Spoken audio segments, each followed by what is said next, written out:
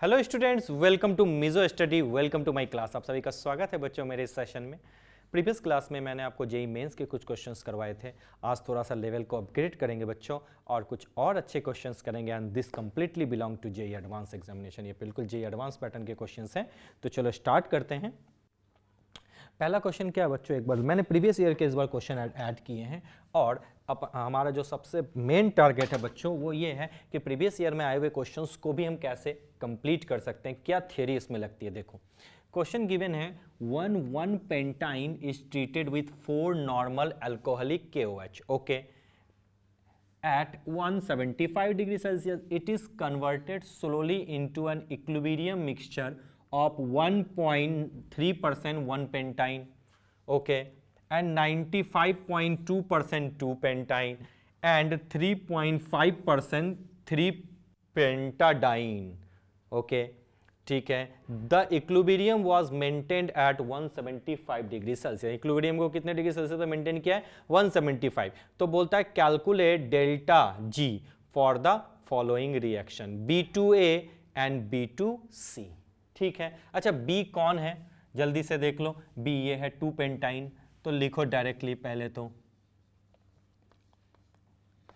B2A। ठीक है, कोई दिक्कत नहीं। बी कितना परसेंट है जल्दी बता दो। यस 95.2%। और ए कितना परसेंट है? 1.3%। ओके जी, बहुत अच्छी बात है। ठीक है, अब इसके लिए तुम्हें क्या ढूंढना है? Delta G not.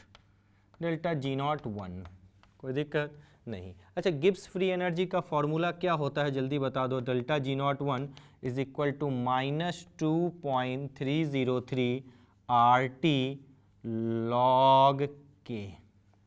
यही तो होता है। यस सर, बिल्कुल सही है। अब K की वैल्यू हमें नहीं पता, R की वैल्यू हम सबको पता है बच्चों, क्या होता है? 8.314 केल्विन। ठीक है, जूल पर केल्विन पर मोल। ये तो होता है जूल पर केल्विन पर मोल। अच्छा, टेम्परेचर कितना गिवन है बच्चों जल्दी से बता दो। 175 प्लस 273, ये भी सही है। चलो 175 प्लस 273 कितना हो जाएगा बच्चों, एक बार एड ऑन कर लें।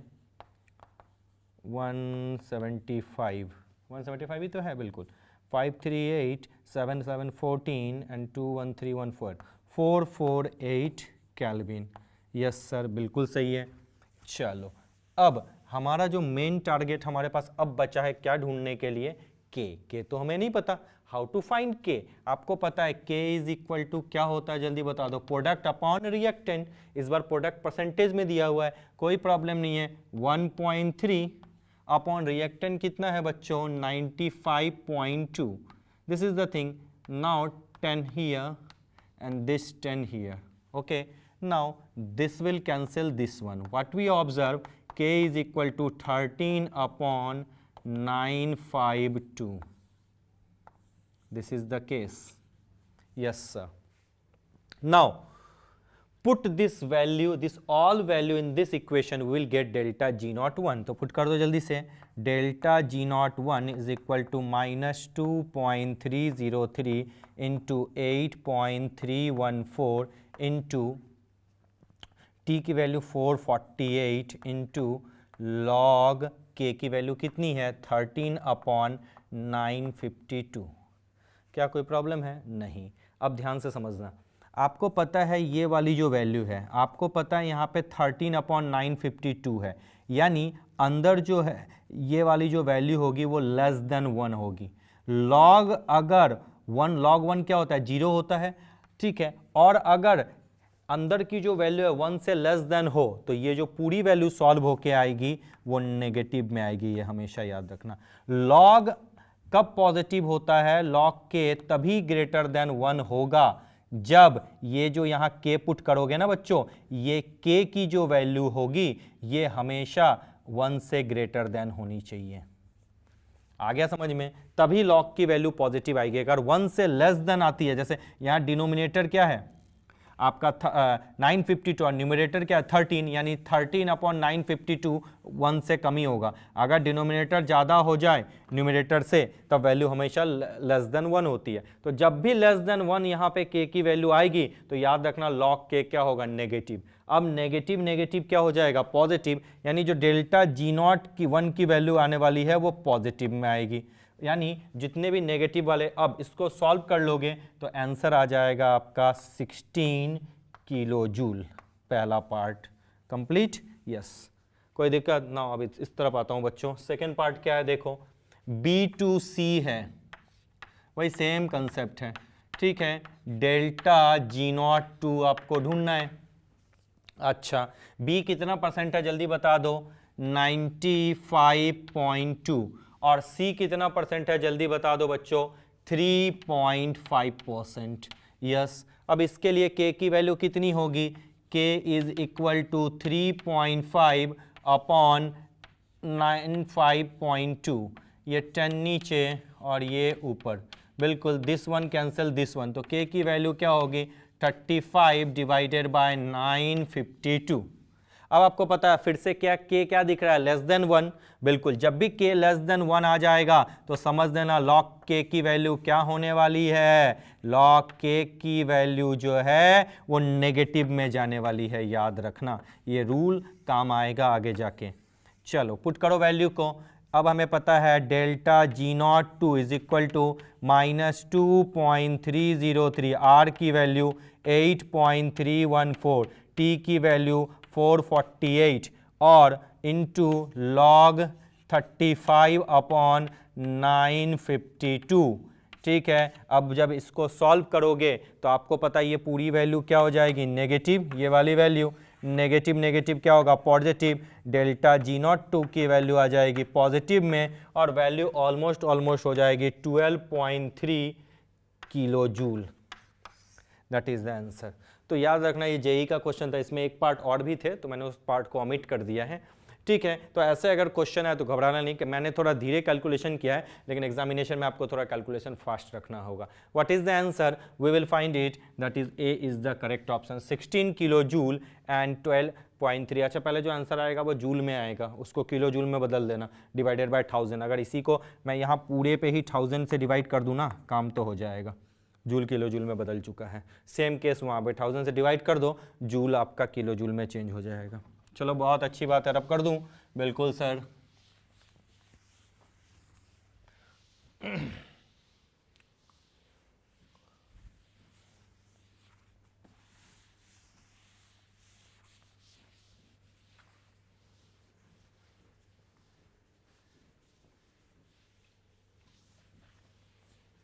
चलो बढ़ चलते हैं नेक्स्ट क्वेश्चन की तरफ। What is the next question, देखो नेक्स्ट क्वेश्चन क्या है, estimate the average SF bond energy in SF6। बहुत अच्छी बात है। The value of standard enthalpy of formation of SF6। Okay, SF6 का कितना दिया, -1100, S का कितना दिया हुआ है 275 एंड F का कितना दिया 80 kilo joule. Estimate the average SF bond energy. अच्छा, सबसे पहले तो आपको पता है कि SF6 यही तो है, ये टूट के क्या देगा, S + 6F, यानी सिंपल सी बात है SF6 के कितने बॉन्ड टूटेंगे आपको सीधा सीधा पता है, 6 टूटने वाले हैं। इसी तरीके से तो होता है,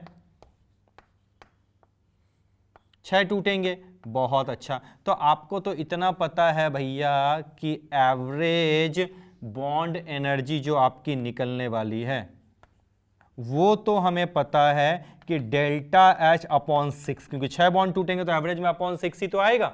बिल्कुल, बहुत अच्छी बात है, लिख दिया। अच्छा, ये सब ये जानते हो ना, ये जो मैंने एरो क्यों लगाया सिंगल, ये सिंगलेट लिंकेज है। क्यों, क्योंकि सिडविक और सजडेन कंसेप्ट आता है यहाँ पे, ऑक्टेट रूल को ये वायलेट करते हैं, तो ऑक्टेट रूल को सेटिस्फाई करने के लिए सिंगलेट लिंकेज होता है। ये मैंने पढ़ाया था, अभी केमिकल अभी भी आ गया इसका, तो साथ में समझ लो, ठीक है। बहुत अच्छी बात है। तो अब आपको सीधा लिखना है ΔH। ΔH is equal to क्या हो जाएगा, ΔH फॉर्मेशन ऑफ प्रोडक्ट, ये तो जानते ही हो, बिल्कुल पढ़े हो ना, yes, minus ΔH formation of reactant. बिल्कुल, बहुत अच्छी बात है, ये ΔH रिएक्शन है,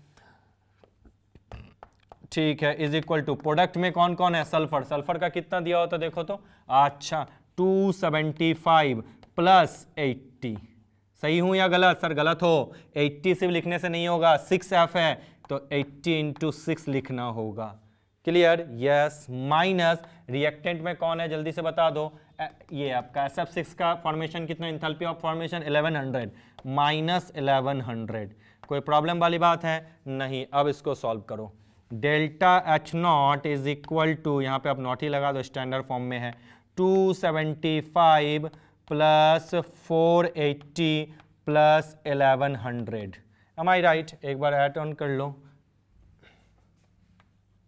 ठीक है, अब मैं इसको ऐड ऑन करता हूँ, 1100 480 and 275, 5 8 7 15 4 2 6 and 7 or 1 8 1855. Okay, now delta H is equal to 1855.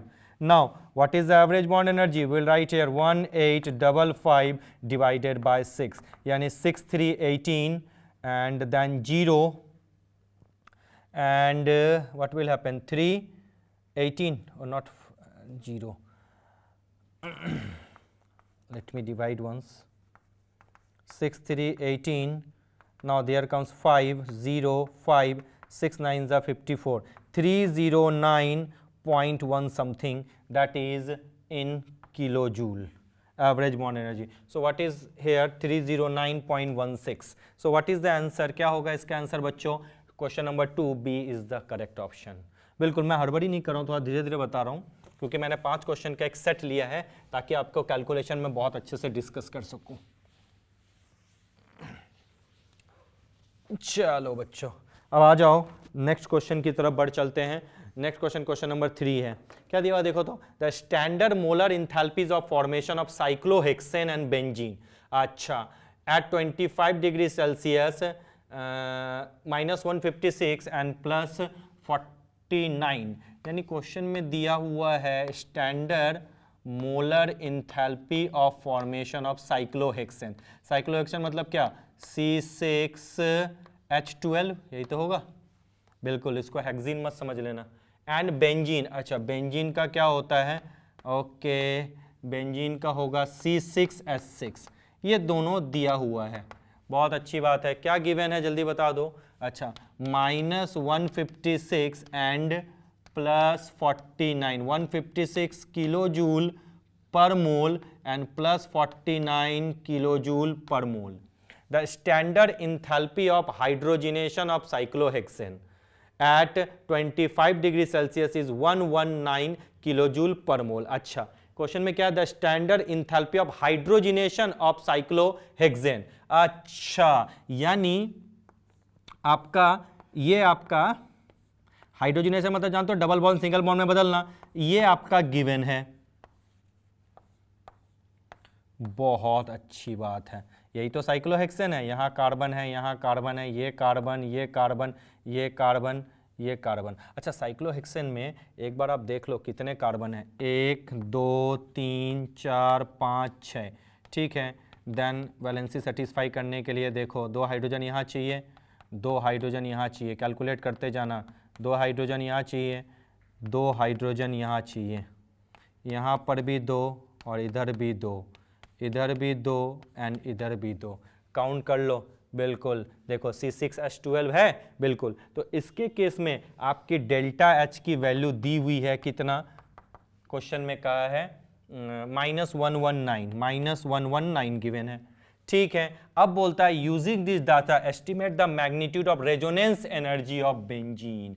अच्छा रेजोनेंस एनर्जी ऑफ बेंजीन क्या होगा, आपको पता है कि रेजोनेंस एनर्जी मैंने निकालना आप लोग को बताया था केमिकल बॉन्डिंग में, अगर फिर भी नहीं याद है या नहीं बताया होगा तो भी समझ लो, resonance energy is equal to होता है delta H formation experimental value minus किसी का भी delta H formation theoretical value, याद रखना क्या बोला मैंने, delta H formation experimental, standard भी लगा दो तो कोई दिक्कत नहीं है, delta H formation of experimental and delta H formation of theoretical value, क्या कोई प्रॉब्लम वाली बात है, यानी एक्सपेरिमेंटल वैल्यू तो हमारा दिया हुआ है +49 तो आपका गिवन है। अब आपको डेल्टा थ्योरेटिकल वैल्यू चाहिए बेंजीन का। तो अब आपको पता है कि एक बॉन्ड लगने से यहां पे -119 था। अच्छा, अगर मैं यहां पे एक के जगह 3 बॉन्ड लगा दूं और इसका मैं हाइड्रोजिनेशन करूं, तब भी तो ये साइक्लोहेक्सेन बनेगा भैया। यहां तो एक डबल बॉन्ड सिंगल बॉन्ड में बदला, यहां 3 डबल बॉन्ड बना, तब भी तो ये साइक्लोहेक्सेन ही बना भैया। बिल्कुल बन गया, तीनों को तोड़ दिया आपने। अब इस केस में आपका डेल्टा एच कितना होगा? एक डबल बॉन्ड के लिए 119 था, 3 डबल बॉन्ड के लिए कितना होगा? 3 इंटू -119 होगा। बिल्कुल होगा। देखो एकदम इसी के साथ लिंकअप कर दिया क्या? बिल्कुल। अब अगर आपसे इसका एक्सप्रेशन लिखने बोले तो delta H is equal to क्या लिखते हैं, जल्दी बता दो? Summation of heat of formation of product minus summation of heat of formation of reactant. यही रूल तो पढ़ चुके हो। अच्छा, प्रोडक्ट में कौन है? साइक्लोहेक्सेन। बहुत अच्छा। Heat of formation of product यानी डेल्टा एच फॉर्मेशन किसका?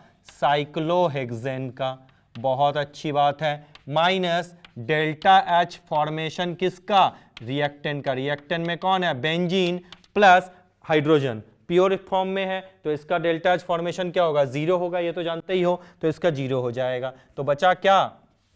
Delta H is equal to heat of formation of cyclohexane product minus reactant. अच्छा, हीट ऑफ फॉर्मेशन ऑफ आपका जो साइक्लोहेक्सेन है वो देखो दिया हुआ है, कितना है? -156। डाल दो यहाँ पे -156 और इसका मान लो x। बहुत अच्छा। डेल्टा एच तुम्हारा क्या है? -119 इंटू 3। 119 इंटू 3 क्या हो जाएगा? 119 इंटू 3 57 एंड 3 357 आ जाएगा क्या? बिल्कुल, -357 आ गया। बहुत अच्छी बात है।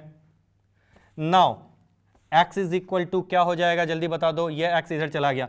x इज इक्वल टू आ जाएगा -156 plus 357। x is equal to 357 में से 156 गया तो क्या होगा? 201 kilo joule.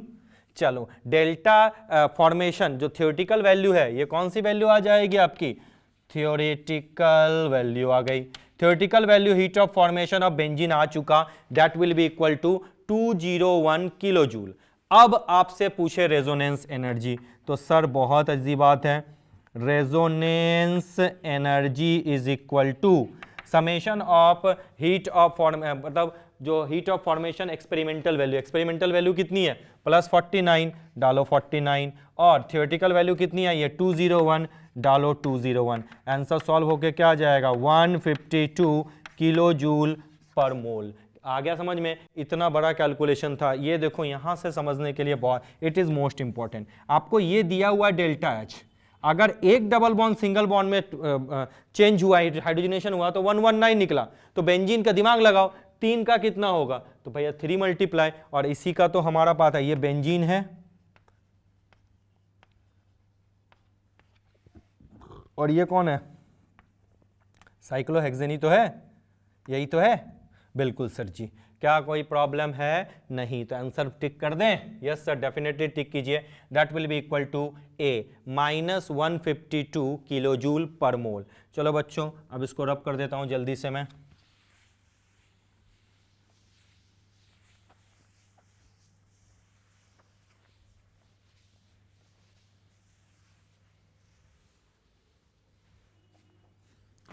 Now the next one is question number 4। देखो तो क्या है क्वेश्चन नंबर 4 में?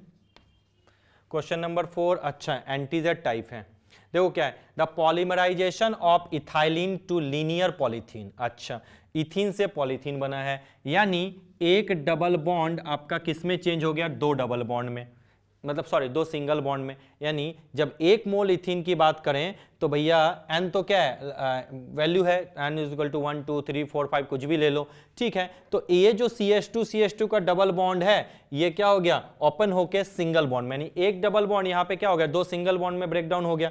बिल्कुल। Given that the average enthalpy of bond dissociation of CC bond and यानी जो बॉन्ड डिसोसिएशन एनर्जी है वो CC का कितना गिवन है आपका? +590 किलो जूल, ओके। और C सिंगल सिंगल बॉन्ड का कितना गिवन है, +311 किलो जूल पर मोल। बहुत अच्छा।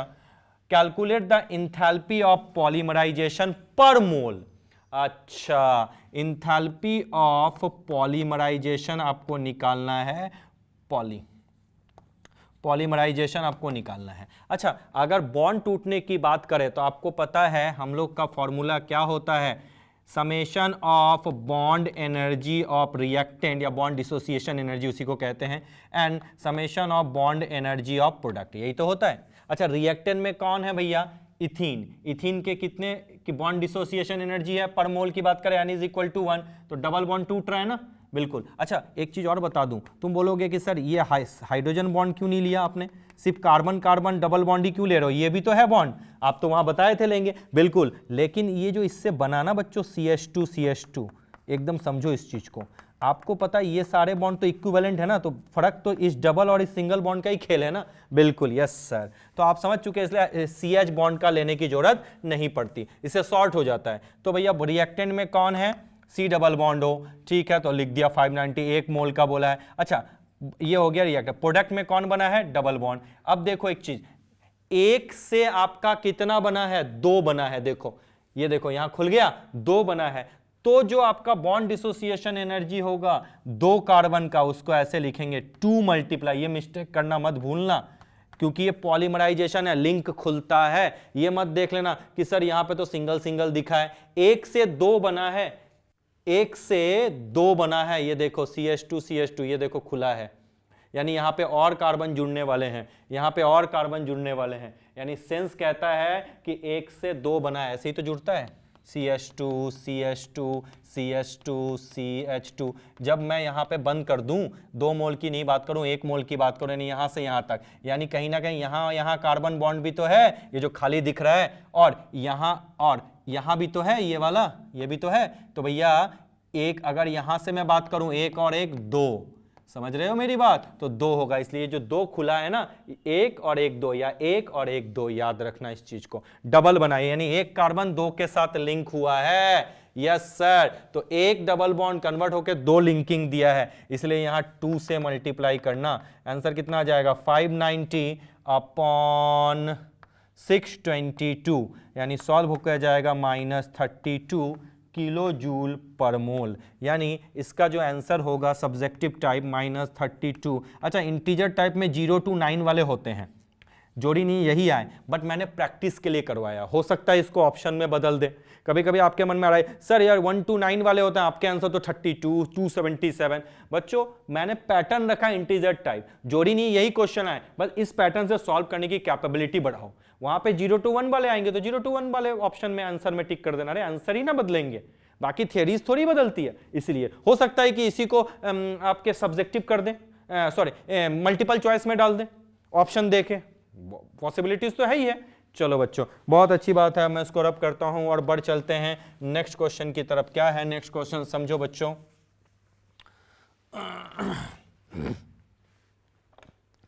क्या है, देखो, an intimate mixture of ferric oxide, बिल्कुल, Fe2O3 एंड एल्युमिनियम, यानी कहता है कि रॉकेट फ्यूल के लिए Fe2O3 और एल्युमिनियम का यूज हुआ है, ये आपका क्या है, रॉकेट फ्यूल है। कैलकुलेट द फ्यूल पर ग्राम एंड फ्यूल वैल्यू पर सीसी ऑफ द मिक्सचर। अच्छा, फ्यूल पर ग्राम एंड फ्यूल पर सीसी, और हीट ऑफ फॉर्मेशन दिया हुआ। अच्छा, Fe2O3 आपको पता है ये रिएक्ट होकर क्या बनेगा, Al2O3 प्लस Fe, बैलेंस कर लें, यहाँ 2 लगा देते हैं और यहाँ 2 लगा दें, आई होप सो बैलेंस हो चुका, बहुत अच्छी बात है। अब इस क्वेश्चन में आपका दिया हुआ heat of formation of Al2O3, चलो अब आपको पता है delta H is equal to क्या होता है, summation of heat of formation of product minus summation of heat of formation of reactant, यही तो होता है, यहाँ क्वेश्चन में दिया हुआ है भैया, कहता है फ्यूल वैल्यू पर ग्राम लिखो, पर मोल नहीं, तो क्या दिक्कत है, ये 1 मोल का तो है पूरा मिक्सचर, इसी को मास में बदल देंगे, और क्या, कोई खास नहीं है, डेल्टा एच तो निकाल लें, बिल्कुल, delta is equal to product में कौन है, Al2O3, देखो Al2O3 का फॉर्मेशन दिया -399, बोलोगे सर यू के नहीं लोगे, ये तो सबको पता है क्या होता है, 0 लेते हैं, बिल्कुल सर, चलो माइनस रिएक्टेंट में कौन है Fe2O3, Al का तो लेंगे नहीं, सबको पता है क्यों नहीं लेंगे, minus 199। Okay sir, minus 399 plus 199 कितना आ जाएगा, माइनस 200। यही तो हो गया। चलो अब कहता है आपका फ्यूल वैल्यू पर ग्राम निकालना है।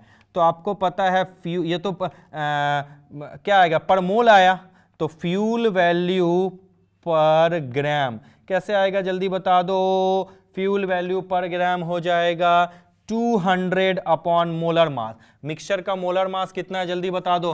Fe2O3 आयरन का कितना होता है 2 × 56, ठीक है, और ऑक्सीजन का 3 × 16, ये हो गया Fe2O3 का, प्लस एल्युमिनियम का 2 × 27, 56 2 कितना होता है जल्दी बता दो, 6 2 12, 102 प्लस 48 प्लस 54, बहुत अच्छी बात है। ये ऐड ऑन होके कितना आ जाएगा जल्दी बताओ। अच्छा 56 है ना, तो यहाँ पे 112 होगा ना, हाँ 112 प्लस 48 जल्दी बता दो, 112 प्लस 48 160 प्लस 54 यानी 4 6 5 11 112 214 आएगा क्या, हाँ 214 आ जाएगा। तो फ्यूल वैल्यू पर ग्राम 200 अपॉन 214, ठीक है, मॉडुलस ले लिया आंसर में क्योंकि माइनस में आंसर दिया हुआ नहीं है। ऑलमोस्ट 1 के आसपास आ जाएगा, 1 के आसपास का आंसर क्या होगा 0.93, एक तो समझ में आ गया, यानी इसमें से तो कोई ऑप्शन नहीं होगा, यानी ए या डी हो सकता है क्योंकि 0.93 यही आएगा। ठीक है, अब एक बार सोच के देखते हैं, यहां तक तो आ गया, यस सर बहुत अच्छी बात है। अब बोला है फ्यूल वैल्यू पर सीसी, अच्छा सीसी के लिए क्या निकालना होगा, वॉल्यूम निकालना होगा ना। अच्छा क्वेश्चन में दिया हुआ है डेंसिटी दिया हुआ है, अच्छा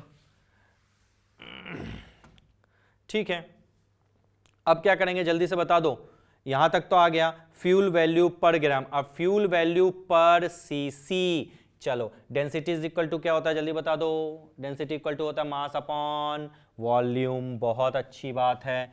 चलो आपको पता है कि डेंसिटी इज इक्वल टू होता है मास अपॉन वॉल्यूम, बहुत अच्छी बात। चलो डेंसिटी क्या गिवन है आपका 5.2 ग्राम पर सीसी, चलो दिक्कत की कोई बात नहीं है, और आपको निकालना है फ्यूल वैल्यू पर क्यूबिक, ठीक है। मास क्या होगा Fe2O3 का अभी निकाला था, Fe2O3 का क्या होगा 112 अपॉन वॉल्यूम, तो वॉल्यूम इज इक्वल टू क्या होगा 112 अपॉन 5.2, आ गया क्या, बिल्कुल बहुत अच्छी बात है।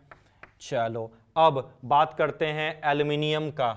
चलो एल्युमिनियम के केस में ये V1 मान लो, एल्युमिनियम के केस में फिर से density equal to mass upon volume, aluminium की डेंसिटी कितनी है 2.7 is equal to mass aluminium का क्या होगा 2 × 27 अपॉन वॉल्यूम, इसको V2 मान लो, yes V2 is equal to क्या हो जाएगा 2 × 27 डिवाइडेड बाय 2.7, क्या वॉल्यूम आ गया, बिल्कुल। अब आपको पता है फ्यूल वैल्यू पर सीसी, तो जल्दी से लिख लो फ्यूल वैल्यू पर सीसी।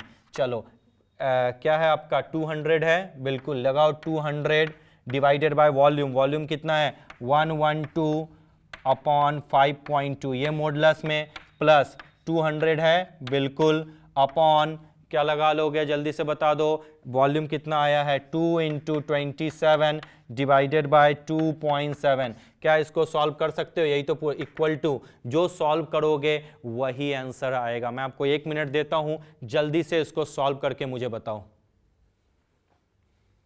आई होप सो आपने इसको कर लिया होगा। अच्छा एक चीज मैं थोड़ा सा आपको ये बताना चाहता हूं कि यहाँ पे थोड़ी सी एक मिस्टेक हो गई, वो मिस्टेक क्या है देखो, एक्चुअली हमें Fe2O3 का क्या लेना था जल्दी से बता दो, Fe2O3 का हमें मास लेना था, बिल्कुल हमने क्या किया Fe का ही ले लिया, यानी 2 × 56 प्लस 3 × 48, यानी कितना हो जाएगा 160 होगा ना बच्चों, यस। तो बस थोड़ा सा यहाँ पे मॉडिफिकेशन कर दो, put here 160, put here 160, that's all. यहाँ पर भी पुट कर दो 160। अब high hopes, I am sorry आप लोगों का थोड़ा समय खराब हुआ। अब आप इसको सॉल्व कर दो, you will get the answer. समझ में आ गया? पर सीसी बोला था तो पूरा वॉल्यूम से डिवाइड किया, पर सीसी बोला था तो वॉल्यूम से हमने डिवाइड कर दिया। Clear to you? बिल्कुल। जब मैं इस तरफ आ रहा हूं, पहले का तो आंसर समझ गया 0.93, उसको सॉल्व करोगे तो 3.94 आ जाएगा। तो ए इज द करेक्ट ऑप्शन। ये बहुत डिटेल सॉल्यूशन मैंने आपको बता दिया। मॉडुलस में है क्योंकि माइनस में आंसर नहीं दिया था, इसलिए मैंने मॉडुलस ले लिया। क्लियर? अब तो कोई दिक्कत नहीं है? नहीं, ये यहाँ पे Fe2O3। तो बच्चों अब आप समय आ चुका है आपसे विदा लेने का। मैंने 5 क्वेश्चंस लिए हैं, थोड़े कैलकुलेशन सही से देख लेना। And I hope it will help you a lot. मेहनत करो और अच्छे रैंक करो। कोई भी डाउट हो मीजो की वेबसाइट पे आ जाओ आप, और आप कोई भी अपना डाउट क्लियर कर सकते हो। Bye bye, thank you so much.